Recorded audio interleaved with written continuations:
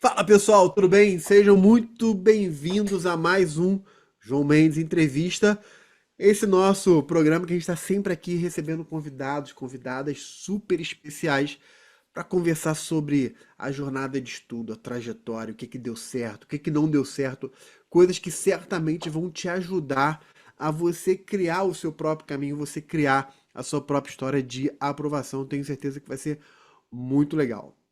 Tá comigo hoje a Yasmin Duarte. Yasmin é juíza e eu só vou falar isso, né?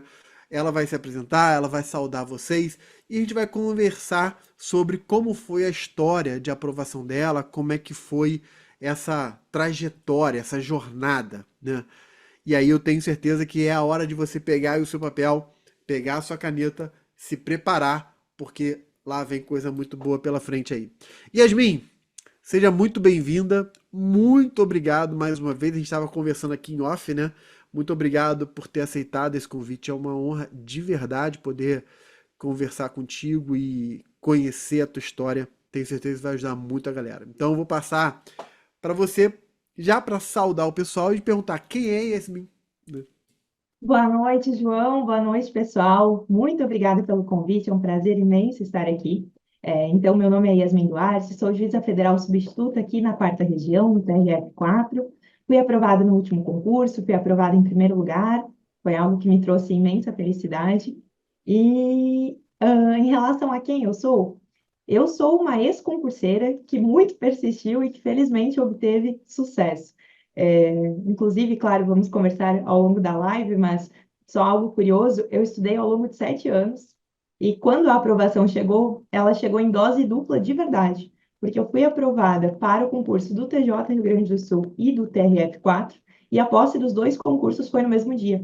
Isso foi algo que me marcou muito, porque a posse dos dois concursos foi dia 1º de dezembro, umas 14 horas e umas 14h30. Então, eu sempre brinco que o meu dia de tomar posse estava marcado no calendário e eu tive ali a opção. Foi algo bem incrível. Que incrível. Eu confesso que nesses anos todos, Yasmin, eu nunca vi isso dessa maneira, assim. Não, e olha, assim, TRF4, né? Sul, Rio Grande do Sul, tudo ali. Você é do Sul, não? Eu sou de Santa Catarina, sou natural Santa de Catarina. Jaraguá do Sul, que é uma cidade aqui mais na parte norte de Santa Catarina, mas eu Uhum. morava em Balneário Camboriú, morei por muitos anos em Balneário, fui servidora lá, fiz faculdade lá, e eu fiz as provas do Rio Grande do Sul, né, como prova em casa mesmo, muito perto para mim, muito Pois próximo, é. enfim. E a Pois posse é. de dois concursos foi em Porto Alegre, né, que é a sede do TRF4 e a sede do TJRS. Exatamente, exatamente. Olha, incrível, incrível. Eu nunca tinha visto ninguém Foi uma nessa situação. coincidência muito grande. Eu já vi gente escolhendo assim, ah, a prova oral caiu na mesma data, ou a prova de um caiu na data da prova do outro, né? A prova discursiva de um na prova oral do outro, e aí a pessoa termina escolhendo as provas, mas assim, inclusive a nomeação e a posse é impressionante. Mas você já citou aí da questão de ter sido servidora. Vamos lá, eu quero voltar na sua história antes de você ser juíza, né? Como é que foi? Você sempre teve o sonho de ser juíza? Ou foi algo que surgiu depois? Eu vou fazer uma série de perguntas para você entender a lógica e aí você Claro. segue, né? Você sempre quis fazer direito, ou direito foi uma coisa mais aleatória, ou já era um sonho mesmo? O sonho da magistratura surgiu em que momento? E da hora que você se formou, fez direito, concluiu, até a sua aprovação, como é que foi isso? Você começou a estudar direto para concurso público? Esses 7 anos foi da faculdade até a aprovação? Você foi advogar e depois mudou? Enfim, conta um pouco aí dessa trajetória, desde o iniciozinho lá da faculdade até chegar aqui. E eu tô aqui já com a minha caneta na mão, meu Claro. caderninho aqui, vou tomando notas. Pois bem, eu decidi fazer direito quando eu tinha 10 anos de idade. E começou assim, muito cedo, e começou, na verdade, como uma conversa de criança mesmo. Minha mãe nem colocava muita credibilidade em mim. Um fato curioso é que eu sou a primeira pessoa que foi formada na faculdade na minha família. Não tenho, meus pais são comerciantes, minha irmã é mais nova, né? Também se formou um mês depois que eu. E nós não temos, assim, um viés acadêmico na família, nem nada, nem ninguém que fosse do direito. Mas eu conheci a carreira em algumas atividades do meu colégio e eu já fiquei apaixonada. De fato, eu me identifiquei muito. a gente teve uma atividade lúdica, inclusive, que era um júri simulado, um caso bem infantil envolvendo a princesa e o sapo. E a partir daquilo ali eu descobri que o direito era uma profissão, que eu poderia ser juiz, eu poderia ser advogada. E eu fui criando gosto por essas carreiras. Durante o colégio mesmo, meu colégio tinha uma preocupação muito grande com a questão profissional, então a gente tinha ao longo do ensino fundamental ainda várias feiras de profissões e tudo mais, e eu sempre fui me identificando muito com essa área. Quando eu cheguei no ensino médio, eu tive a certeza que eu queria fazer o direito. Nós passamos a ter contato, né, com pessoas da área, tudo, e eu fui questionando sempre. E ainda quando eu estava no ensino médio, eu me identifiquei muito com a magistratura. É difícil dizer por que que uma pessoa se identifica com a magistratura, por que que você se acha, por que que você entende que um cargo que você vai julgar pessoas, julgar fatos, é adequado para você. Mas fato é que eu tive essa identificação. Eu sempre me via assim como uma pessoa que era boa para resolver conflitos, eu tinha habilidades nesse sentido, em situações do cotidiano, e eu me identifiquei muito com a magistratura. Quando eu ingressei na faculdade, eu ingressei com esse sonho de ser juíza. E foi muito engraçado, porque logo no segundo semestre eu mudei completamente. O que tinha tudo para ser uma história linear e tudo acabou tendo várias reviravoltas. No segundo semestre, eu conheci a carreira da diplomacia, e na minha cabeça, a diplomacia parecia algo incrível. Eu viveria viajando, um total desconhecimento da carreira, né? Só para deixar bem claro.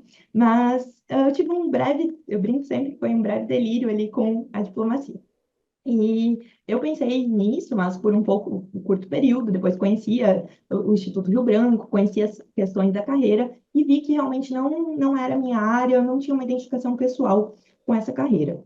E nesse período, mais ou menos ali no terceiro período da faculdade, quarto período, eu comecei a fazer um estágio em escritório de advocacia, porque eu tentei muito à época conseguir um estágio voluntário, um estágio no fórum, mas precisava fazer um tempo de voluntário e eu não tinha essa possibilidade na época. Então, eu acabei conseguindo estágios remunerados em escritório de advocacia e fui para o escritório de advocacia. E lá eu me apaixonei pela advocacia. Eu sempre pensava em seguir advogando enquanto eu estava na faculdade, porque os escritórios que eu trabalhei eram muito dinâmicos, tinham assim uma boa abertura para que o estagiário fizesse várias das atribuições, eu acompanhava em audiências, chegava a formular perguntas, então eu realmente gostava muito da advocacia. Quando eu cheguei no último período da faculdade, voltei a querer ser juiz. E daí eu pensei, não, a advocacia não vai me satisfazer, eu vou continuar com esse sonho, vou continuar querendo ser juíza, então acho que eu vou encampar essa ideia. Mas nessa época, eu seria então recém-formada, precisaria dos 3 anos de prática, e eu também recebi uma oferta do escritório que eu estagiava para que eu fosse efetivada como advogada e com perspectiva de em pouco tempo assumir a gerência do escritório, porque a gerente estava saindo. Então, por conta disso, da oferta de trabalho mesmo, que na época foi muito interessante, eu fiquei na advocacia, fiquei 1 ano trabalhando nesse escritório que eu já estagiava, então eu me formei em janeiro de 2016. Eu trabalhei até junho de 2017 nesse escritório, como advogada, como gestora, tinha uma rotina bastante intensa, eu trabalhava fazendo audiências, fazendo peças, gerindo a parte administrativa, era extremamente cansativo e uma rotina bem pesada e que era incompatível na época com os estudos. E por conta disso, eu decidi, na metade de 2017, parar para efetivamente estudar, me desliguei do escritório e comecei aquilo que era um plano de só estudar por 2 anos. Eu fiz algumas escolhas financeiras ousadas, vendi meu carro, decidi que se eu não tivesse dinheiro na advocacia autônoma, eu viveria do meu carro e que eu investiria isso nos meus estudos. E nesse meio tempo, eu fui me preparando para concursos, mas em 2018 teve o edital de servidor do TJSC em abril. Eu fiz as provas, que foram em julho, e eu fui aprovada tanto para analista quanto para técnico judiciário, em segundo lugar nos dois cargos. A minha vida é cheia de coincidência. Eu passei em Olha segundo para isso. técnico e segundo para analista, na mesma região, que era a região de Balneário Camboriú, e daí eu tomei posse em 2019 como técnica e em 2021 como analista. E eu era analista no momento em que eu fui nomeada na magistratura federal. Então, lá em 2017, metade do ano ali que eu saí do escritório, eu demorei algum tempo para conseguir começar a estudar, porque eu ainda tinha meus processos da advocacia particular, eu tinha alguns que eu era defensora da ativa, fui muito defensora da ativa em processos principalmente criminal e de infância e juventude, que havia um convênio na minha cidade que não era atendida pela defensoria. E nesse meio tempo eu estudava ou tentava descobrir como estudar. Como eu não tinha uma proximidade muito grande com o mundo dos concursos, tudo era muito novo para mim. Eu li o edital, eu tentei organizar um plano de estudos, e tudo isso foi demorando algum tempo. Por isso que eu considero que o meu início efetivo foi em janeiro de 2018, que foi quando eu consegui acordar, estudar, fazer minhas tarefas domésticas, minhas outras atribuições, estudar mais um pouco, e eu ia dormir no outro, sabendo que no outro dia eu acordaria e estudaria também. Então, por isso que eu marco que foi janeiro de 2018, meu início mesmo nos concursos. E a partir dali eu comecei a fazer prova e começou a engatar um pouco a coisa, e eu vinha ser aprovada agora no final de 2023. E então, assim, em 17 você para tudo para se dedicar mais ao estudo, né? Engata de verdade em 18. E em 18 você passa dois, mas só toma posse em 2019, né? Isso, o 19, tribunal demorou muito para nomear. Eu tomei é. posse dia 28 de agosto de 2019, 28 de junho de 2019. Tá. Aí você primeiro toma posse como técnico, né? Como técnica judiciária, e depois. Isso. E aí em Fiquei dois, 2020 como analista. Isso, eu fiquei 2 anos como técnica, 2 anos como analista. Eu sempre brinco que eu não atingi estabilidade em nenhum cargo, mas a vitaliciedade eu espero atingir. É. Não, e mais uma coincidência, 2 anos em cada cargo, segundo lugar nos dois concursos, né? E eu fui Olha nomeada, só, eu iniciei nos dois cargos no dia 28. Um 28 de junho, um 28 de agosto. olha só. Impressionante, impressionante. E, e aí vamos lá. Do momento que você passou para analista até. Então eu tô falando que você passou em 2018, né? Só tomou passo em 2020, enfim. Mas desse momento que você já era analista, técnica e depois analista, você imagino que você não olhou mais para nenhum outro concurso, naturalmente, de nível médio ou nível superior, e focou na magistratura, afinal de contas você já estava no cargo de analista, né? Até passar na magistratura, você fez algum outro concurso da área jurídica? Ou você focou só na magistratura do TF4 e fez só TF4? A minha pergunta é: você teve outros concursos? Você falou do TJ Rio Grande do Sul, mas além do TJ Rio Grande do Sul e desses dois, você teve outras experiências? Você foi reprovado em algum outro concurso? Sim, eu fui muito reprovada. O que acontece é que eu tenho, então, o início de 2018 como meu marco de estudos. Em 2018 mesmo, foi realizado um concurso do TJ Rio Grande do Sul, que a prova, eu não me recordo agora com 100% de certeza se a prova foi em março ou era para ser em março e foi remarcada, mas enfim, tinha uma prova em março, assim, que era bem essa fase que eu ainda não estudava com afinco, eu ainda não tinha formado base nas matérias, eu estava bem no estudo inicial, mas eu decidi que eu ia fazer essa prova para descobrir como que eu me sairia para ter a experiência real de uma prova. Então, o primeiro concurso que eu fiz, com alguns meses de estudo, foi o TJ Rio Grande do Sul. Na época, eu fiz 60 de nota, assim, aproximadamente. O corte tinha sido 70 e poucos. Então, fiquei um pouco longe do corte, claro, esperado. E eu fiz essa prova, não com finalidade, lógico, de passar, mas fiz realmente de conhecer a estrutura da prova. Eu fui a Porto Alegre, que para mim não era um deslocamento muito significativo. Fiz a prova no domingo ali à tarde e já voltei. E quando essa prova foi em março, então, estava estudando. Em abril saiu o edital de técnico e analista, daí foi nesse momento que eu parei meu estudo para magistratura, e eu estudei só para o edital de técnico e analista até julho de 2018. E em julho de 2018 eu fiz a prova de analista no domingo, na segunda-feira já virei a chave e voltei a estudar para magistratura como se nada tivesse acontecido. E eu segui estudando 2018 inteiro, e essa época, como eu não trabalhava fixo, eu só tinha meus processos ativos na advocacia, eu estudava bastante por dia. E em dezembro de 2018, eu decidi fazer a prova do TJ São Paulo, que eu também ainda não tinha base formada suficiente em todas as matérias, mas era uma prova que eu queria muito. Eu sempre tive como foco a aprovação ou em São Paulo ou em Santa Catarina, e eu pensei, não, é uma boa oportunidade. Eu já, por questões familiares, eu já precisaria estar em São Paulo, então eu pensei, vou aproveitar e vou fazer essa prova. E para essa prova, mesmo eu não tendo base, eu parei 2 meses antes da prova e eu passei a estudar por questões, por lei seca, bem focada na prova objetiva mesmo.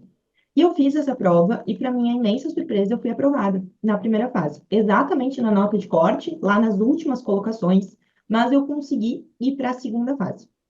E neste momento que eu sempre digo que o meu estudo foi a parte que deu tudo errado.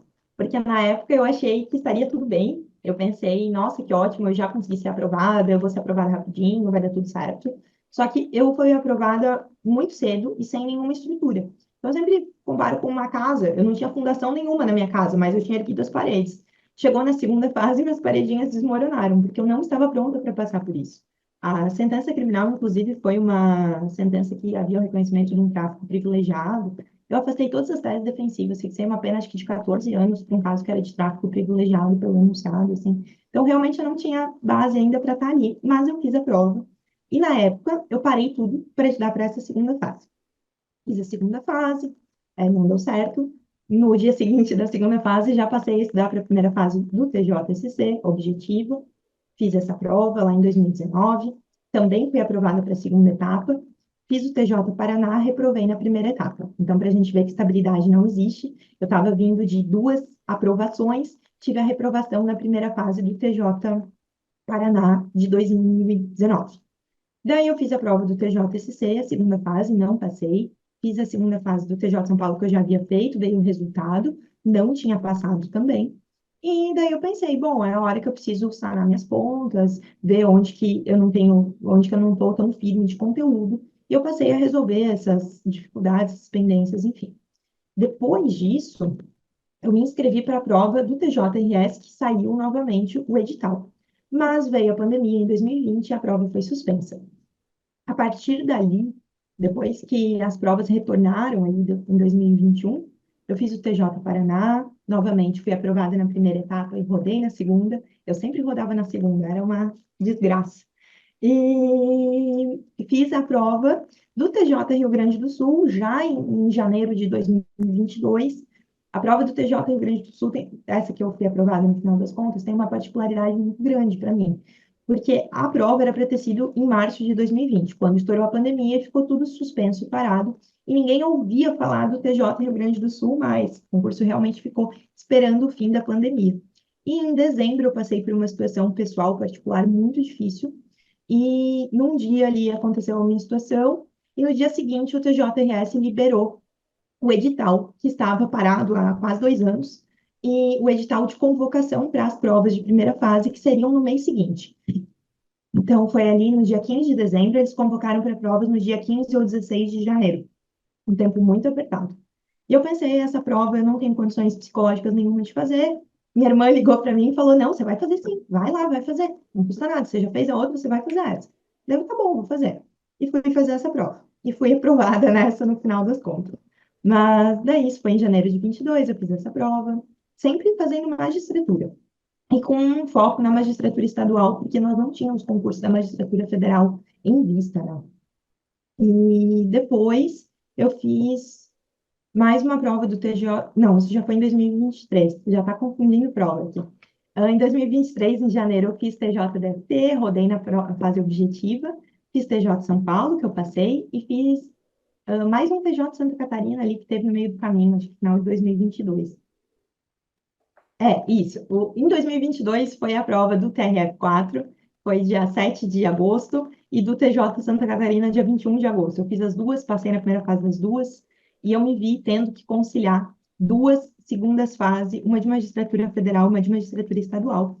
E as provas tinham um mês de intervalo. Então também foi a época de estudo mais intensa da minha vida, mas deu certo, sim. E acho que eu até já confundi tudo aqui as questões das provas, mas é que foram muitas provas.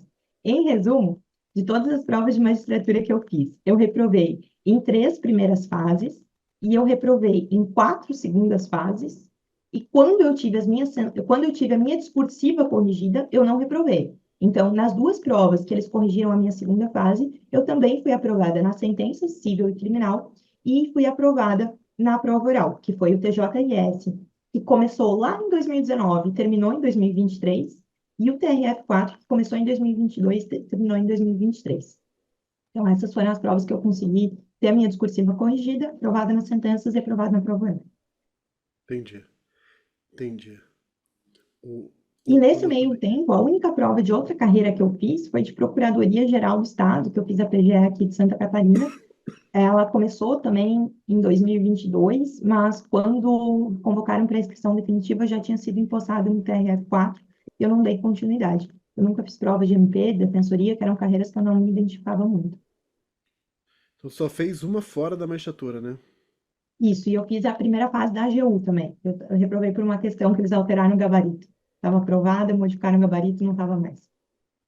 Concurseiro sofre. Sofre, sofre.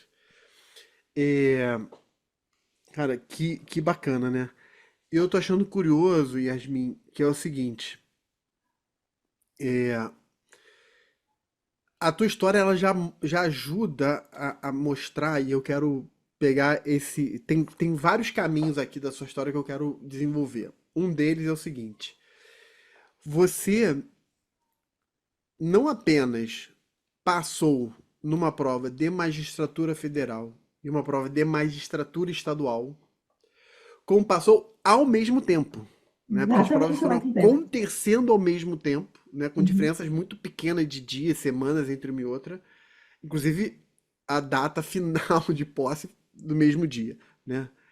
E aí a primeira pergunta que eu quero fazer desses caminhos que a gente pode pegar aqui da tua história, a primeira é essa.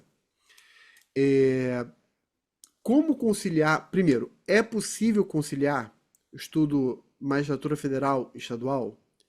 Segundo, se é possível, como fazer essa conciliação? Como é que deu certo para você fazer essa conciliação? Para mim, é altamente possível conciliar. Inclusive, eu não fui a única colega da minha turma, acho importante lembrar isso, que foi aprovado nas duas carreiras. Nós tínhamos na turma que tomou posse comigo pessoas que já eram juízes na Justiça Estadual, pessoas que também estavam aguardando alguma nomeação ou aprovada. Inclusive, tem um colega que estava no mesmo concurso que eu, no TJRS. Então, assim, é sim possível conciliar. O que, na minha visão, faz a diferença é você ter uma base muito forte nas matérias que são comuns, então, ter um bom domínio de tudo aquilo do direito constitucional que está nas duas matérias, de processo civil, de processo penal, essa parte mesmo que vai te dar segurança e vai compensar eventual deficiência nos pontos específicos. E algo que eu sempre procurava fazer é, algum tempo antes de uma prova, mesmo quando o intervalo era pequeno, eu focava exclusivamente nela. Então, eu aproveitava os dias antes para, por exemplo, no caso da magistratura federal, estudar direito previdenciário muito, com muita força. É uma matéria muito importante para o TRF da quarta região em especial, e eu não tinha conhecimento de direito previdenciário. Eu cheguei a ter a matéria na faculdade, que é opcional, algumas pessoas não têm, mas eu não acompanhei a matéria depois disso e não tinha estudado para concursos. E eu fui, de fato, aprofundar no momento que eu estava aprovada para a discursiva, quando eu poderia encarar uma sentença previdenciária, por exemplo. Então, daí, nesse mês de antecedência, normalmente, no caso do TRF foi um mês, eu estudava com muita força tudo aquilo que era diferente. Crimes federais, estudei bastante a parte de previdenciário, tributos federais, e do mesmo modo eu fazia quando eu ia fazer prova da estadual. Algum tempo antes eu estudava ECA, estudava eleitoral, e focava nisso. As matérias menores, eu sempre gostava de utilizar, quando estava em reta final de objetiva, o estudo por questões, estudo reverso, que hoje se fala muito, porque ele me permitia estudar de forma mais direcionada. Sempre me pareceu claro que não era possível virar PhD na matéria, virar expert na matéria, mas também sempre me tranquilizou, porque eu sabia que isso não era preciso. A gente precisa ter um bom conhecimento da matéria, precisa conseguir resolver as questões, mas para fins de concurso, a atuação é outra questão, evidentemente, mas para fins de concurso você não precisa ter, por vezes, uma profundidade muito extensa nessas matérias que se diferenciam entre as duas carreiras. Para mim, não são carreiras tão distintas. As duas são magistratura. Nas duas, você vai ter a mesma estrutura de prova, você vai ter que fazer uma sentença civil, uma sentença criminal. E isso ficou bem claro para mim na prova do TRF4 mesmo, que eu fui aprovada. A nossa sentença criminal, a nossa sentença civil, melhor dizendo, foi uma anulatória de processo administrativo disciplinar. E eu tinha feito uma anulatória de processo administrativo disciplinar no gabinete que eu trabalhava. Foi a primeira minuta, efetivamente, que eu fiz no gabinete, quando eu fui convidada para trabalhar no gabinete. O meu teste foi uma sentença de PAD. E foi na magistratura estadual, dentro do Tribunal de Justiça. E foi essa a sentença também na magistratura federal. Então, por isso eu penso que, claro, existem diferenças, existem, mas elas não são assim tão graves. Por isso, para mim, conciliar parece algo natural e não tão diferente. Muito bom, muito bom. Você tocou num assunto que eu bato muito nessa tecla, que você usou a seguinte expressão, né? Uma base forte nas matérias comuns, né? Eu costumo chamar de disciplinas fundamentais. Então, assim, se a pessoa ela precisa se dedicar, sobretudo para quem está no começo, ou ainda no meio da jornada, foca naquelas 8 matérias básicas. Exato. Constitucional, administrativo, civil, processo civil, penal, processo penal, tributário e empresarial. Porque se você fizer uma base muito boa nessas matérias, muito boa, depois você vai estudar, por exemplo, um ambiental, ou vai estudar um econômico da vida, ou um previdenciário da vida, você tem um fundamento sólido para construir em cima daquilo, né? E para compensar os erros, vou até falar uma coisa que eu nunca falei aqui antes. Em direito previdenciário, na primeira fase do TRF4, eu acertei uma única questão. E nós tivemos muitas questões, eu não lembro, acho que foram 10, talvez. Uau. Eu acertei apenas uma. E eu não trabalho em vara previdenciária, fiquem tranquilos. E em relação às outras matérias, eu fui muito bem. Então, esse erro não foi muito grave. Porque constitucional, por exemplo, eu acertei todas, processo penal também. Então, outras matérias compensaram aquela falha. Depois, Perfeito, para a segunda perfeito. fase, eu passei a estudar com mais afinco, porque daí não seria Claro. possível seguir com essa lacuna. Mas no momento da primeira fase, como eu me preparava simultaneamente para muitas provas, eu não tinha como cobrir todas as lacunas. E para a primeira fase, eu fui com essa lacuna em previdenciário. Muito interessante. Eu tenho uma entrevista gravada aqui no canal de um procurador da República e eu nunca esqueci uma coisa que ele falou. Ele falou assim, foi o Igor. Ele falou assim, que ele passou para o MPF sem saber direito eleitoral. Aí até levei um susto assim quando ele falou, né? Porque ele falou que direito eleitoral era um ponto, e no MPF direito eleitoral é uma matéria Sim. forte, né? E ele não tinha uma base em direito eleitoral, ele não sabia muito bem. Na verdade, ele falou que não sabia e estava na prova. E ele precisava estudar de alguma forma. E aí ele fez muito o que você falou. Ao invés de pegar, vou estudar aqui matéria eleitoral de ponta a ponta, né? Enfim, ele pegou questões, pegou os temas que mais caem, deu aquele estudo cirúrgico e foi fazer a prova e fez o necessário. Na época, no MPF, você tinha que fazer uma pontuação mínima por grupos, né? Por bloco, Ele, isso. por bloco. Ele fez o necessário ali para passar, conseguiu passar. Na segunda fase, ele melhorou mais um pouco e foi. E aí ele fez essa constatação no final: olha, eu passei no MPF sem saber eleitoral. Não é que ele não sabia eleitoral, é um jogo de palavras, né? Mas assim, Claro, alguma coisa a gente sempre sabe, mas não tem aquele exatamente, é. domínio, né? Mas ele não tinha aquele domínio de direito eleitoral como ele tinha em outras matérias, né? Isso, Uhum. isso mostra a importância do estudo estratégico, né? Enfim, do estudo com inteligência, né? E aí vamos falar um pouco sobre isso, assim. Você usou uma expressão que é o estudo reverso, né? O estudo por meio de questões. Fala um pouco mais sobre isso. Você falou que foi nas matérias menores, né? Como é que é esse estudo? Como é que foi o seu estudo reverso? Só para destacar aqui, eu acabei formando base para a magistratura estadual, né? Então, mesmo em matérias menores da magistratura estadual, como consumidor, como eleitoral, eu acabei estudando mesmo de maneira extensa, estudei por curso, por livro, por vários materiais. Mas, quando eu estava, 2023, 2022, 2023, ali foram 2 anos bem importantes para mim, porque foram anos que eu estava bastante cansada de ser concurseira, já estava um bom tempo na estrada, e eu pensava, não, eu atingi um nível de preparação que tem que dar para passar, porque eu não consigo melhorar muito daqui. Por conta disso, que foi quando eu fiz a prova do TRF4, que eu vi como uma excelente oportunidade, eu fiz a prova da PGE, e principalmente para essas duas carreiras, eu me vi precisando estudar muitas matérias que eu não costumava estudar em pouco tempo. Na PGE caía direito do trabalho, por exemplo. E para essas matérias que eu utilizei o estudo reverso, que é basicamente você estudar ao contrário.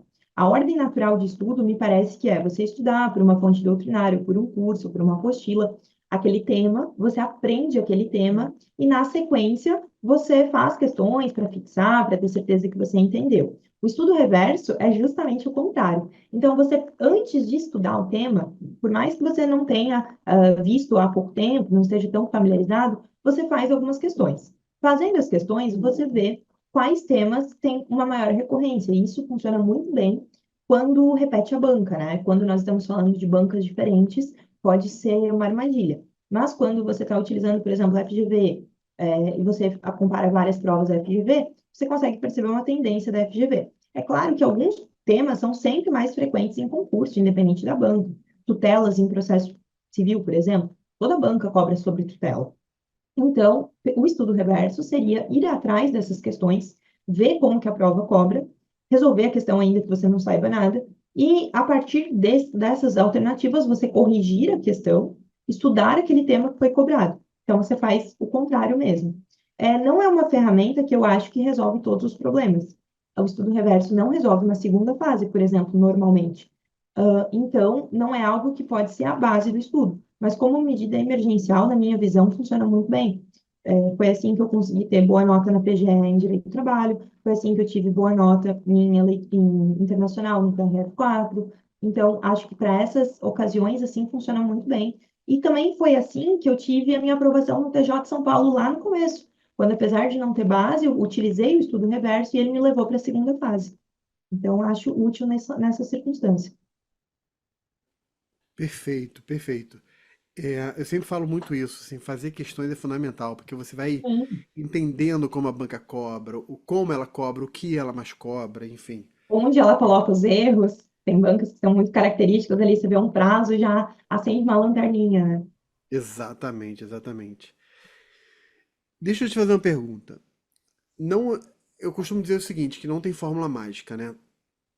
Mas tem algumas fórmulas que funcionam, sobretudo para pessoas, né? Enfim, diferentes. Você falou muito sobre o fazer questões, que é o que a gente estava falando aqui agora. Mas deixa eu abrir um pouco mais a pergunta. Nesses 7 anos que você estudou, eu imagino que você deva ter mudado a forma de estudar algumas vezes, que é um pouco natural. Às vezes a pessoa não tem base nenhuma. Ela começa a estudar de um jeito, depois de, sei lá, 2 anos estudando, você precisa mudar para poder continuar avançando, né? Enfim. Mas fazendo uma análise para trás, né? De hoje para trás, quais foram as práticas que você adotou que mais deram certo para você, né? Que você poderia dizer o seguinte, olha, não tem uma fórmula mágica universal, mas isso aqui para mim deu certo e é provável que dê certo também para as outras pessoas, enfim. O primeiro ponto que eu acho que foi fundamental na minha aprovação e na minha preparação foi realmente a parte de questões. Eu sempre treinei muito, eu fazia questões todos os dias, utilizei tanto o livro de questões, utilizava aplicativo no celular, utilizava o computador, sites de questões, fazia simulados com muita frequência e, mais importante do que fazer as questões, eu sempre corrigia as questões. Eu tenho uma página no Instagram desde a época que eu era concurseira, inclusive era magistranda catarinense, o nome do meu perfil, hoje leva o meu nome, e por lá eu sempre compartilhava isso, a importância de fazer questões, mas corrigir essas questões. Porque se a gente faz uma prova, faz um simulado, você fica na dúvida ali na hora, você chuta, por exemplo, você vai ter a nota correta se você chutou certo. Mas quando você encarar essa questão novamente, você não vai saber responder com firmeza. Então, eu aproveitava sempre para corrigir, e eu corrigia tanto verificando os artigos, eu utilizei por muito tempo um método que eu acho interessante para fases objetivas, que eu conheci como método dos pontinhos, mas descobri aí num dos concursos que tem outros nomes. Mas era basicamente assim, eu fazia uma questão e eu via que a questão estava cobrando ali o artigo 310 do CPC. Eu ia no meu Vademecum físico e fazia um pontinho no artigo 310 do CPC. Daí, novamente, eu fazia a questão e, de novo, eu encontrava aquele artigo. Eu ia lá, fazia outro pontinho. Quando eu estava na semana da prova, ao invés de eu ler todos os artigos do CPC, eu lia só os artigos que tinham pontinhos marcados. Isso também como uma estratégia de reta final, não como uma estratégia de estudo definitivo, né? A gente precisa ler os textos na íntegra, não dá para ir só nessas questões de relevância, mas todas essas estratégias para ganhar tempo na minha visão, são muito úteis em retas finais. Você consegue tornar aquele estudo de emergência mais eficiente. E esse foi um método que eu gostei muito. Um outro acerto que eu tive nos estudos foi de nunca negligenciar a jurisprudência. Eu sempre gostei muito do estudo de jurisprudência, eu acho que ele nos dá uma base muito boa para a segunda fase, apesar de eu ter reprovado muito em segunda fase. Hoje que eu faço o diagnóstico disso, teve mais relação com ter feito algumas insistências bobas, ter brigado com o espelho ali. Eu não citava, por exemplo, artigos de lei, era algo que eu demorei duas provas para começar a citar os artigos de lei. Eu citava o conteúdo, mas não citava o número. Com isso, vinha ao espelho. Nessa época, eu não corrigia minhas provas, eu recebia a nota, eu chorava ali e largava no lado. E quando eu comecei a prestar atenção em todos esses detalhes, eu comecei a evoluir um pouco mais. Mas a parte do estudo de jurisprudência, eu acho que ela nos traz bagagem para responder as sentenças, para responder as discursivas e para construir raciocínio para as objetivas. Mesmo às vezes que você não sabe a resposta, mas você consegue fazer algum link mental e pensar em como que o tribunal teria decidido naquele caso que você não conhece. Então, esses foram dois grandes acertos. Fazer muitas questões e estudar jurisprudência. Em relação à fonte de estudo, eu sempre mudei muito. Eu comecei estudando por doutrina, eu acabei parando tudo para estudar para a segunda fase ali de São Paulo, então daí adquiri curso, mudei totalmente minha forma de estudo, comecei a estudar sentenças, daí parei tudo para estudar para o concurso de servidor, não, parei tudo para estudar para a fase objetiva de novo com lei seca, daí comecei a fazer curso, enfim, eu sempre mudei muito de fonte. Tem algumas matérias que eu utilizei três doutrinas, eu nunca fui muito apegada nessa questão da fonte. Mas, se fosse para eu alterar algo nos meus estudos hoje, essa teria sido uma coisa que eu alteraria. Porque como eu mudei muito de fonte, eu não conseguia fazer revisões de forma efetiva. Revisão sempre foi um calo para mim. Eu não revisava, na verdade, eu estudava de novo o tema por outra fonte. E isso foi algo que eu adotei como uma estratégia na época para o meu estudo ficar mais dinâmico, mas que eu acredito que tenha me atrapalhado um pouco. Interessante porque eu ia fazer a segunda pergunta, a próxima pergunta era Eu exatamente imaginei que eu me essa. antecipei. Não, mas tá ótimo, tá ótimo. Se teve mais acerto onde teve o erro, né? E é muito, muito legal você estar falando isso de forma franca e te agradeço, porque como esse é um erro comum, né? Sim, demais. É muito comum, né? E é um erro comum que eu vejo acontecendo com os alunos. E aqui nas entrevistas que eu vou gravando e a gente vai liberando, assim, quase sempre não, mas muitas vezes quando eu pergunto assim, qual foi o erro que você cometeu? A pessoa sempre fala mudar de material, ou mudar a fonte, mudar, enfim. Você tem que escolher um material e ficar fiel a ele até o final. Quando a gente fala fiel a ele, não é ser uma, perdão da expressão, né? Não é ser uma mula teimosa, né? Que às vezes o material não tá legal, você não consegue estudar e você fica ali empacado. Óbvio, tem que ter uma margem de alteração, né? Mas se manter o máximo possível fiel ao material, né? Eu creio que é Então, muita insegurança também, porque eu tinha muito receio que, será que eu estou estudando da forma certa? E me demorou muito tempo para entender que não existe a forma certa. Várias formas são certas, não existe forma única, melhor dizendo. Forma certa com certeza existe, mas não que seja o único caminho. E me demorou muito tempo para entender isso, para entender que o meu material não precisava ser o melhor, porque não existe o melhor abstratamente, né? O que nós precisamos é um material bom, completo, e que você possa complementar, atualizar e que você acompanhe ele. E foi exatamente isso que eu não fiz. Tanto que chegou na minha hora de estudar para a prova oral, minha primeira reação foi de puro desespero, porque todo mundo falava, agora é o momento de rever seu material. E eu pensava, que material? Porque uau, eu tinha uma infinidade de coisas, principalmente depois que eu também posso como analista, eu consegui investir um pouco mais em estudo. Então, eu tinha muito material de curso, muito livro, tinha matéria que eu tinha três, quatro doutrinas lidas, grifadas, algumas ignoradas. Então, foi bem difícil, assim, esse excesso de material me atrapalhou bastante. uau. Você E você termina falando o seguinte: você lia a lei, fazia muitas questões e não negligenciava a jurisprudência. Aí eu vou te fazer uma pergunta. Como estudar jurisprudência? Essa é uma pergunta, Yasmin. Como eu ouço essa pergunta? Professor, como eu estudo jurisprudência?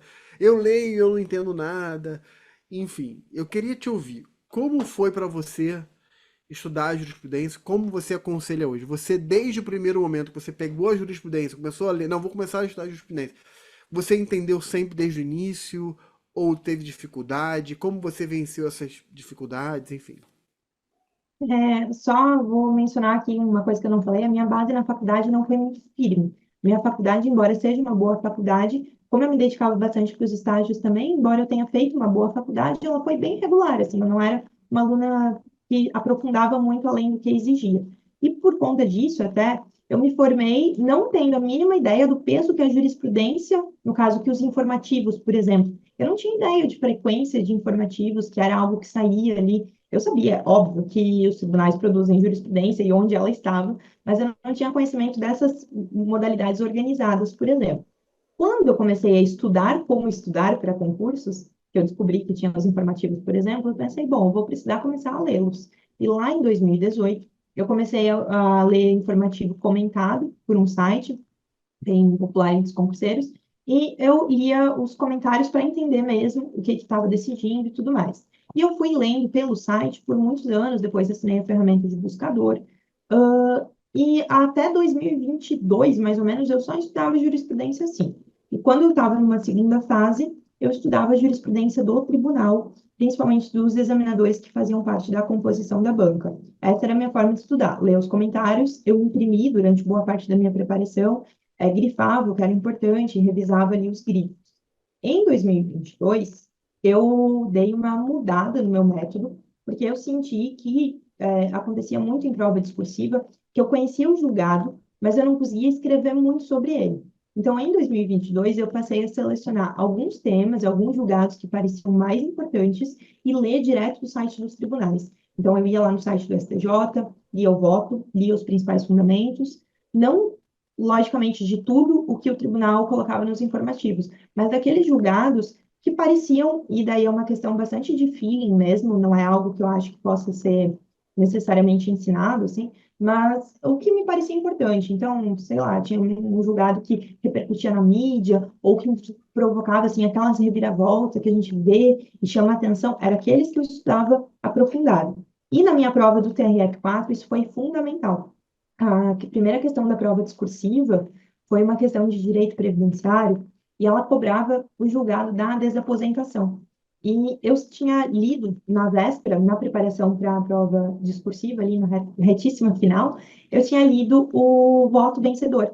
E como caiu esse julgado, eu citei o número do tema, a relatora, que era a ministra Rosa Weber, citei os principais argumentos que ela tinha colocado, uma diferenciação que ela tinha feito em relação a uma outra figura, que era da reaposentação. E eu consegui trazer tudo aquilo para minha resposta, porque eu tinha lido recentemente os fundamentos ali, né, do acordo, algumas partes do voto, na verdade.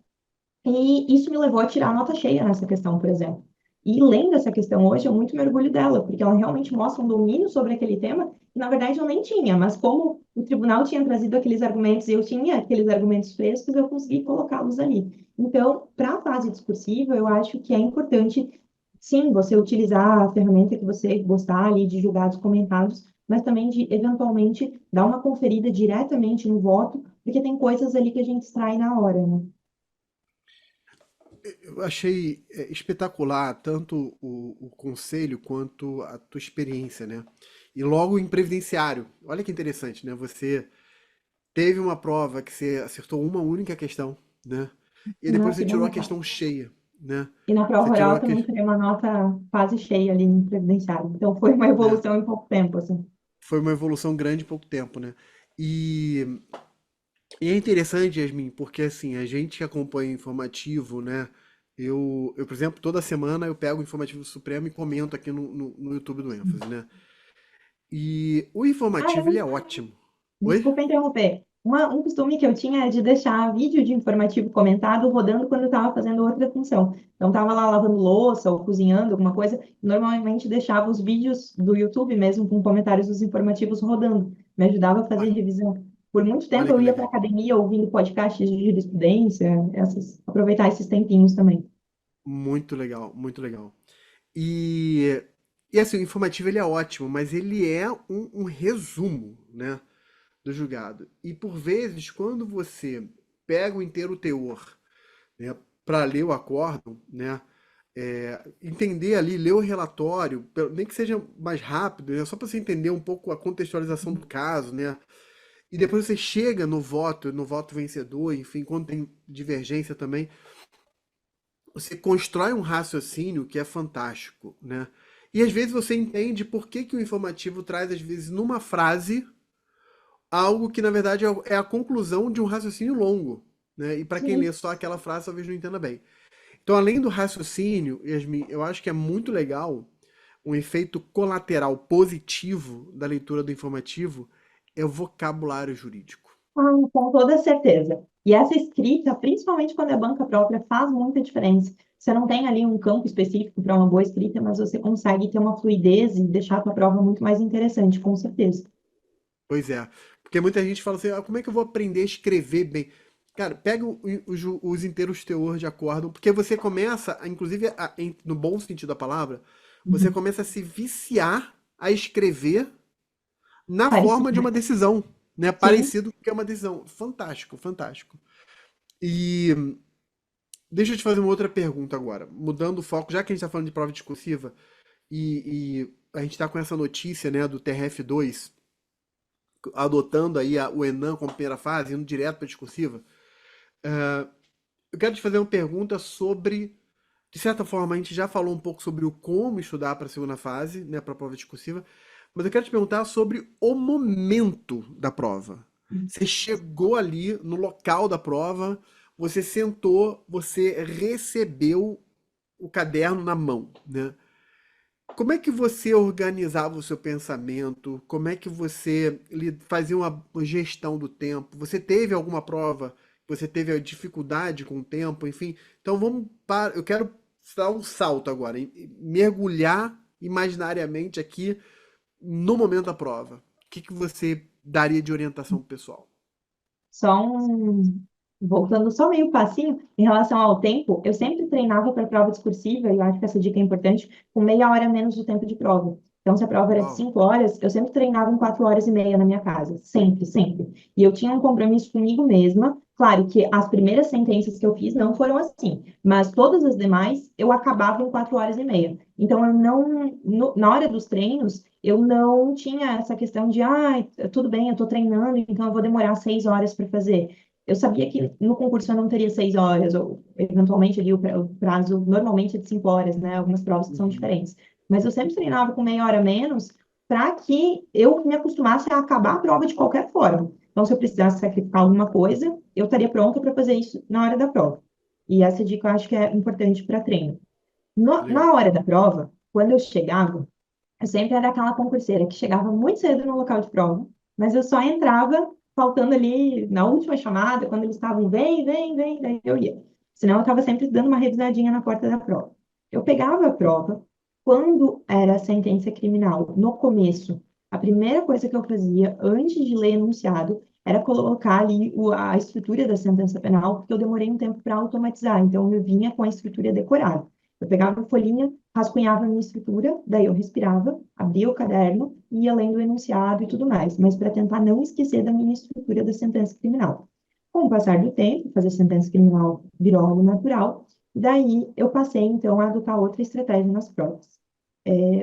Normalmente eu sentava, abria o caderno e eu passava uma primeira lida muito superficial, só para eu entender o que era aquilo. Então, batia o olho ali, tráfico, confusão de menores, olhava no final, fulano morreu. Então, tá bom. Então, eu vou ter uma sentença para organizar que vai ser de tráfico. Eu já sei que o fulano morreu, e essa é uma dica muito boa para sentença criminal também. Vamos sempre ao final e dê uma olhada nos últimos parágrafos ali, nas últimas linhas. Porque se tiver alguma, principalmente quando tem múltiplos réus, se tiver alguma punibilidade distinta, você já não precisa prestar tanta atenção no enunciado em relação àquela pessoa.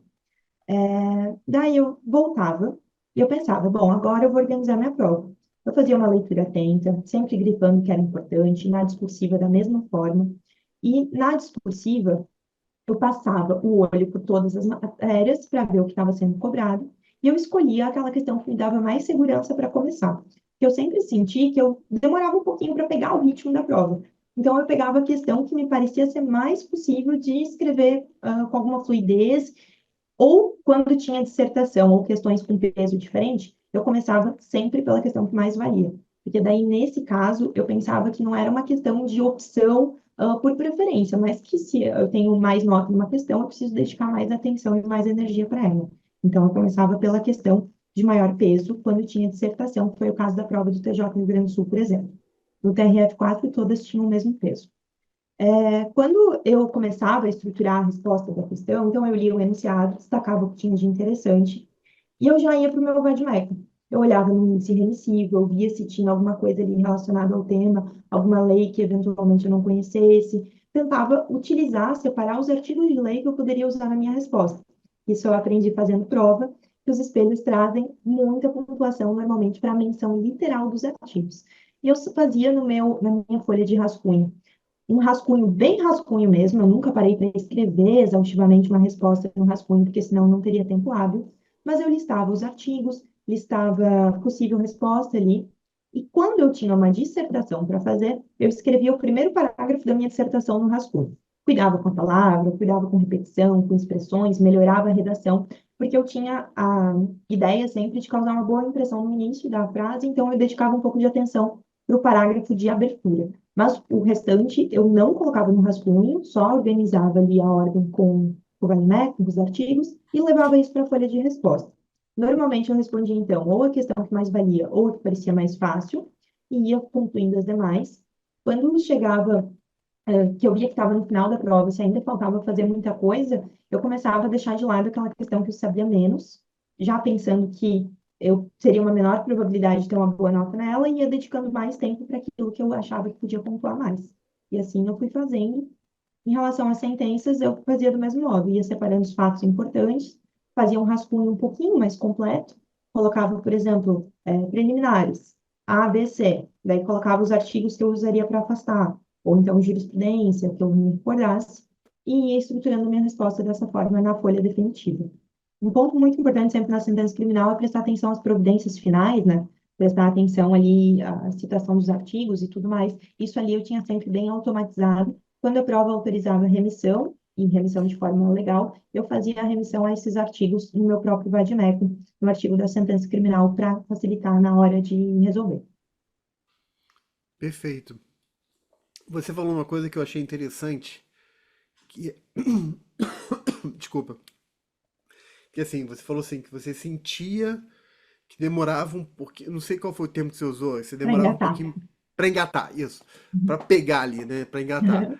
E eu vou pegar algumas peças e juntar. O pessoal vai entender você também. Você falou isso, me chamou a atenção. Outra coisa que você falou, me chamou a atenção foi, você chegava, pegava e botava logo a estrutura da sentença de cara ali, né? Principalmente nas primeiras que você não estava com tudo bem internalizado, né? Outro ponto que você falou. Outra coisa que você falou que eu achei interessante foi assim, você dava uma lida geral, né? Você não usou esse termo, mas como se fosse uma espécie de leitura dinâmica ali, rápida, Sim. né? Destacando alguns pontos para ter uma noção geral. Outro ponto que você falou foi, nas questões discursivas, você olhava todas e pegava aquelas que você sabia que tinha mais afinidade ou menos afinidade, começando para as que tinham mais afinidade. Por que eu destaquei esses pontos avulsos e eu vou juntar tudo num pacote só? Eu não sei se você fez isso do jeito que eu vou falar, conscientemente ou não. Mas o que você fez foi uma aplicação de neurociência, né? Por quê? Porque assim, o nosso cérebro ele consome muita energia, né? Assim, ele é 2 a 3% do tamanho do nosso corpo, né? Dependendo um pouco mais, enfim. Mas ele consome 20% da energia. Então, toda vez que a gente está diante de uma situação muito desafiadora, sobretudo no campo cognitivo intelectual, isso é uma barreira para ele. E ele vai resistir para entrar naquele universo, né? Por isso que tem muita gente, por exemplo, que tem um branco. Ah, por que deu um branco? Por quê? Porque o cérebro está num estresse tão grande que ele bloqueou. É uma espécie de coma intelectual, entendeu? Quando você chega na prova, coloca logo a estrutura, dá uma olhada rápida, né, vê os principais pontos, dá uma varredura nas questões, começa por aquela que você tem mais afinidade. E aí você falou assim, é para pegar no tranco, né, para engatar ali, você estava aquecendo o seu cérebro, né? E aí, com certeza, passado esse primeiro momento, sei lá, 10, 15, 20 minutos iniciais, provavelmente o cérebro já começava a fluir melhor, até lembrando tópicos que no primeiro momento você não lembrava, né?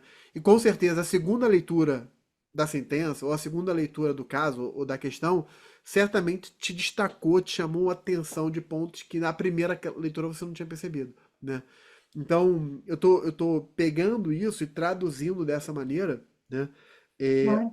para o pessoal poder fazer isso em prova, porque eu acho que a sua técnica é perfeita, né? Muito É, interessante, eu não tinha conhecimento da parte da neurociência. a gente. E essa é a raiz, né, do bloqueio, né? O bloqueio vem da onde, né? É exatamente essa situação de estresse mental tão grande. É igual o corpo, é o coma. O corpo não aguenta mais, o que é que ele faz? Ele desliga. O corpo Sim. desliga, a pessoa entra em coma. O cérebro é a mesma coisa, ele desliga, ele entrou em coma, ele deu um branco, né? Então quando você começa indo pelas beiradas, né? Expressão antiga, né? Comer pelas beiradas, né? Você vai comendo ali pelas beiradas, ou seja, você está dando tempo do seu cérebro se acostumar com aquilo, né? E tem uma outra coisa, Yasmin, que você falou que eu achei muito legal, que é assim, você chegava cedo lá, né, no local, mas não entrava e ficava ali estudando, fazendo a última revisão, né, até a última. Conversando com os colegas, depois de um tempo fazendo prova, você conhece todo mundo. Aí ficava Pois é, lá, exatamente. revisando e conversando. Mas olha que interessante, isso também é uma técnica para a pessoa se ambientar, pegar um ambiente que é hostil, porque é um ambiente hostil, hostil no sentido cognitivo, né? Porque ela vai ali para um desafio que é um desafio grande, né? Aí você chega cedo, você para ali, você está respirando aquele ambiente, você conversa com as pessoas, você pega o seu material, aos poucos o teu cérebro está começando a entender o seguinte: isso aqui é um ambiente amigável. Nesse Não é um... sentido, posso até fazer uma colocação. Com A, certeza. a minha prova oral, no primeiro dia da aplicação da prova oral, eu não fui no primeiro dia, eu fui na segunda semana. No primeiro dia, o TRF publicou uma foto da banca examinadora com um candidato sendo arguido. E eu imprimi essa foto. Eu Olha, levei comigo para as minhas 24 horas, inclusive. Eu deixei na frente. Eu estudava olhando para aquela foto. E com isso, o dia que eu entrei na sala para fazer a prova oral, foi um dia muito tranquilo. Eu encontrei um ambiente familiar, que apesar de nunca ter pisado lá dentro, eu já tinha visto tanto aquela foto, eu já tinha visto tanto aqueles examinadores, eu já conhecia o rosto de todos eles, que eu me senti, num ambiente familiar. Então, acho que confirma também essa parte que está expondo agora. é perfeito, é perfeito. Eu até sugiro, né, pro pessoal que faz prova oral, quando eu tenho chance de ter conversa assim, se for possível, antes de começar a prova oral, vai no dia anterior no local. Entra no local. Às vezes dá pra fazer isso, né? Uhum. Entra, senta ali, olha, olha para a parede, olha para a bancada, olha para o chão, olha para as pilastras se tiver, olha para tudo, fica ali, respira aquele ambiente ali durante o tempo. Respirou, fecha o olho, imagina que o ambiente atrás de você está lotado, imagina que tem uma série de pessoas ali na sua frente. Começa a imaginar esse ambiente, porque na hora H o ambiente não vai ser hostil. Porque assim, não sei se você já ouviu falar, tem, assim, às vezes o cara é de alta performance, um CEO de alta performance, o cara fala o seguinte: ah, o Steve Jobs fazia isso, né? Ah, eu vou usar só a camisa preta. Por Ah, quê? sim. Porque eu não quero ter gastar energia tendo que decidir que tipo de roupa eu vou usar, né? Parece besteira, parece ridículo até, mas toda decisão é um consumo de energia. Todo ambiente novo é um consumo de energia mental, né? Então, quando você chega e você... Pô, eu achei maravilhoso. Eu confesso que eu não dava essa dica pro pessoal e eu vou dar a partir de agora, né? Como eles tinham publicado, eu aproveitei para fazer essa familiaridade. O que eu já fiz em prova oral, em simulado de prova oral, foi pegar uma foto de internet do plenário ou do local da prova, colocar pro pessoal, o pessoal ver. Mas o teu caso foi ainda melhor, né? Porque foi uma foto de uma arguição real. Fantástico, fantástico. A gente vai caminhar aqui pro final, Yasmin, e eu achei tudo muito bom. Assim, te agradeço mais uma vez demais, né? E eu sempre faço um desafio aqui pro pessoal que vem na entrevista, que é o seguinte: se prepara agora. Imagina que o pessoal terminou de assistir a entrevista, o pessoal vai abrir o caderno para estudar, ou vai abrir o computador para estudar, e a primeira coisa que a pessoa vai ver é uma frase sua. By Yasmin Duarte. Que frase seria essa? É justo que muito, muito custe o que muito vale. Eu adoro essa frase. Por muito Uau! tempo, Por muito tempo ela teve, inclusive, na minha mesa de estudos, e eu pensava, sim, tá bem difícil estudar, mas a minha recompensa vai ser grande. E isso, por muito tempo, foi me guiando. Eu também gosto muito de frases relacionadas à persistência, porque, na minha visão, é o que o concurseiro precisa: resiliência, persistência e ter paciência. Para mim, parece que demorou muito, assim, foram muitos anos e sempre tem uma pressão da família, embora minha família próxima, meus pais, minha irmã, nunca tenham me cobrado nada, mas quando você deixa de comparecer a algum evento, por exemplo, porque ela está estudando, ela tem prova. Nossa, mas ela não houve prova. Nossa, mas ela não fez prova. E então sempre tem assim esse tipo de comentário, mesmo que inconsciente, porque os projetos de carreira jurídica duram muito tempo. E para quem está de fora, por vezes, não entende, né, a magnitude disso tudo. E para mim foi muito importante pensar sempre que o meu momento chegaria na hora que fosse adequada e que eu precisaria continuar porque uma hora daria certo. Eu estava fazendo a minha parte, eu estava estudando e em algum momento a minha recompensa viria. E a minha prova do TRF4 mesmo foi, eu sempre me emociono de falar porque foi uma prova que todas as fases se ajustaram com perfeição. Eu fiz a primeira fase e eu saí sabendo que eu tinha reprovado e eu passei. Então, porque a nota de corte foi mais baixa do que a média da magistratura estadual, acho que foi 72 pontos, eu fiz 70 e alguma coisinha a mais ali. Mas eu passei. E quando eu vi que eu tinha passado, eu pensei, ok, agora eu vou fazer isso aqui dar certo. Já que eu tive essa oportunidade de ter passado na primeira fase, eu vou passar nas demais. E eu comecei a estudar, eu estudei muito para a fase discursiva, eu tive essa questão do previdenciário que eu tinha lido e julgado na noite anterior, caiu uma questão de recuperação judicial, que nem é um tema muito da magistratura federal, na minha prova caiu, eu sabia bem porque eu vinha da estadual. Chegou na minha prova oral, primeira pergunta, a segunda pergunta que o examinador me fez, eu tinha feito para um colega no treino da noite anterior. Outra pergunta que o examinador me fez a respeito da coisa julgada para Ponte de Miranda. Eu tinha conversado com um professor de processo civil num jantar totalmente informal e ele tinha me falado dessa teoria, eu conhecia a teoria.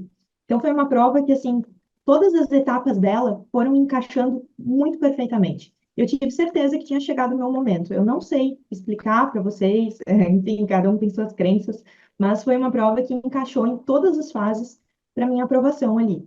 É claro que eu estava preparada, eu fiz a minha parte, eu estudei, mas eu senti realmente que chegou o meu momento. Por isso que quando eu tive que decidir em qual tribunal eu tomei a posse, eu nunca pensei na verdade, eu não tive a dúvida, porque a minha vida pareceu me mostrar que o TRF4 era o meu caminho. E só para curiosidade, enfim, acabou que a minha lotação inicial aqui na cidade de Joinville é justamente a lotação que eu brincava que eu tomaria posse aqui, mas eu nunca achei que fosse possível, porque é a terceira maior cidade aqui do sul do país, a maior cidade de Santa Catarina, e eu consegui ser lotada aqui. Então, assim, demorou, na minha visão, por tudo que eu vim passando, todas as minhas renúncias, mas chegou na hora certa e no formato certo. Então, assim, eu fico muito, muito feliz de ter resistido até aqui, e agora eu venho colhendo os frutos. Muito legal. Aliás, a sua história é cheia de casamentos perfeitos, né? Coisas que vão se encaixando Mas muito. nem só casamentos perfeitos, que também tem uma desgracinha. Quando eu estava indo fazer a prova oral do TJRS, eu tive um acidente na véspera, estava Uau, dirigindo, dei perda total no meu carro, fui fazer a prova, saída do pronto-socorro, assim. Mas, para ver que nem tudo é perfeito, mas faz parte da nossa jornada, né? Vai nos faz tornando parte da mais jornada. É, forte. nem tudo é perfeito. Uau, é. Olha, essa frase aqui, dentre das pessoas que eu entrevisto, eu nunca tinha, ninguém nunca tinha falado. É justo que muito custe o que muito vale. Muito bom, é verdade. É justo mesmo. Legal. Querida, adorei a entrevista. Foi muito bom. Foi muito bom. Acho que o pessoal que assistiu aqui tá enriquecido, né? Porque você traz muitas coisas práticas, né? Do que deu certo para você, o que não deu certo, o que fazer, o que não fazer. Acho isso muito legal. E aí, eu vou deixar você se despedir da galera, mandando a mensagem que você quiser, do teu coração, direto pro coração do pessoal que tá aí nessa labuta que não é, que custa muito. Vale muito e custa muito. Com toda certeza. Pessoal, quando eu estudava, eu gostava muito de acompanhar relatos de aprovado, e eu sei que é importante compartilhar, por isso que eu estou aqui compartilhando o meu também. E, assim, o que eu queria dizer mesmo é para não desistir. Não parece fácil, porque não é fácil mesmo. Cada um sabe da sua luta, algumas são maiores do que outras, cada um tem uma rotina. Mas, se você tem esse sonho dentro de si, se você tem essa vontade de se tornar membro de carreira jurídica, de ser aprovado em algum concurso, persista, porque esse sonho não vai morrer. Então, você tem duas opções, que é ou conseguir a aprovação, ou se conformar que você não vai realizá-lo. E se você decidir correr atrás da aprovação, compensa se dedicar mesmo a esse projeto para que essa fase de concurseiro termine na sua vida. Muitas vezes a gente entra e a gente sabe que é um projeto de longo prazo, mas também a gente deixa a coisa se estender. Então, assim, eu penso que é importante a gente, dentro do possível, claro, mas tentar finalizar essa etapa. Tenha persistência, confie em você, entenda que não existe solução única para tudo e vai dar certo uma hora. Amém, amém. Legal. Querida, mais uma vez, obrigado. Foi ótimo, como eu disse. Obrigado não só por ter aceitado esse convite, mas obrigado pela disponibilidade de dar aula no pessoal do ênfase, né? Então, a Com galera muito que está prazer. assistindo, que for do ênfase ou que for entrar no ênfase, vai ter o privilégio de ter aula com Yasmin. Vai ser muito legal. E não esquece, galera, de dar aquele like, de curtir, de encaminhar esse vídeo. Você foi tocado, inspirado por essa entrevista? Manda para outras pessoas, compartilha. A gente ganhar aqui, o objetivo é a gente alcançar cada vez mais pessoas. Yasmin, você fica à vontade. Você quer compartilhar a sua rede social ou prefere não? Não, pode ser assim. O meu Tá, Instagram agora é @Yasmin Duarte, como o meu nome aqui mesmo, prof, de professora ao final, né? Tudo junto, sem tá, ponto. @Yasmin Duarte, prof. Quem tiver dúvidas, estou sempre abrindo caixinha de perguntas por lá também, podem legal. ficar bem à vontade. Estou com alguma dúvida da live, eu sei que eu falo muito, falo muita coisa, então qualquer dúvida estou à disposição por lá. Legal, legal. É prof direto, né? Yasmin Duarte, prof Prof. direto, né? Isso mesmo. Sem underline, Sem sem ponto, nada. sem nada. Sem Uhum, nada, direto. beleza. Ok, tá bom, perfeito. Então, querida, um beijo pra você. Galera, Muito um obrigada. beijo. Um beijo pra todos vocês. Valeu. Tchau, tchau. Valeu, Boa galera. Tchau. noite.